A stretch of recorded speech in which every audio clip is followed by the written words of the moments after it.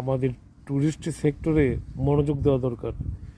আমি মনে করি যে ট্যুরিস্ট সেক্টরে যদি বর্তমান সরকার মনোযোগ দেয় তাহলে কিন্তু আমরা যে সমস্ত ট্যুরিস্ট কান্ট্রিগুলি আছে সেই কান্ট্রিগুলির প্রায় কাছাকাছি চলে যেতে পারবো কয়েকটা সিদ্ধান্ত নিলে হয়। যেমন তারা যা খাইতে চায়, তারা যা খায়, তারা সেগুলি যদি আমাদের দেশে এসে পায়, চুরি ডাকাতি ছিনতাই এগুলি না হয়, নিরাপত্তার কোনো প্রবলেম না থাকে এবং টুরিস্ট স্পটগুলিতে সুন্দরভাবে ভ্রমণ করতে পারে, সমস্ত সুযোগ সুবিধা থাকে, তাহলে তো আমরা ইন্ডিয়ার থেকেও আমরা মনে হয় যে কমপক্ষে 2 কোটি টুরিস্ট আমরা টার্গেট করতে পারি। তারপর মিয়ানমারের সাথে সম্পর্ক ভালো করা উচিত যেভাবে হোক। মিয়ানমারের সাথে আমাদের এই বৈরিতা পাশাপাশি আমাদের সাথে লাগানো দেশ, এটা থাকাটা ঠিক না। যদিও রোহিঙ্গা বিষয়ে আমাদের সাথে অনেক রকমই আছে, সেটা তো আমাদেরই দোষ। আমাদের আগের সরকার রোহিঙ্গাদের ঢুকতে দিছে, এখানে তো কিছু করার নেই।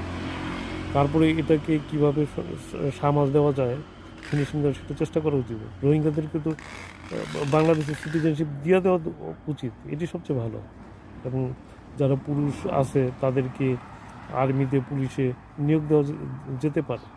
এটা তো অনেক ওয়ে আছে, এটা তো যারা নীতি নির্ধারণ করেন আর কি দেশে, তারাই এটা করতে পারেন। এবং এই ট্যুরিস্ট খাতটা খুব সহজেই আমার মনে হয় যে ভিসা, অন্যান্য জটিল বিষয়, বিশেষ করে খাবার দাবার, হোটেল ইত্যাদি সব কিছু যদি সুযোগ সুবিধা থাকে, থাকা খাওয়ার প্রবলেম না থাকে, তাহলে কিন্তু টুরিস্টরা আসবে। এবং যে চিড়িয়াখানা, যেটা ডোনাল্ড ট্রাম্প নামের যে মহিষটা আছে, দেখা যায় যে এই মহিষটা দেখার জন্য ইউরোপ আমেরিকা থেকে লক্ষ লক্ষ লোক আসতে পারে। এটা তো অসম্ভবের কিছু না। হ্যাঁ, এই ধরনের আর কি। তো সরকার সঠিক সিদ্ধান্ত নিতে এই আশায় করি। সবাই ভালো থাকবেন, ধন্যবাদ।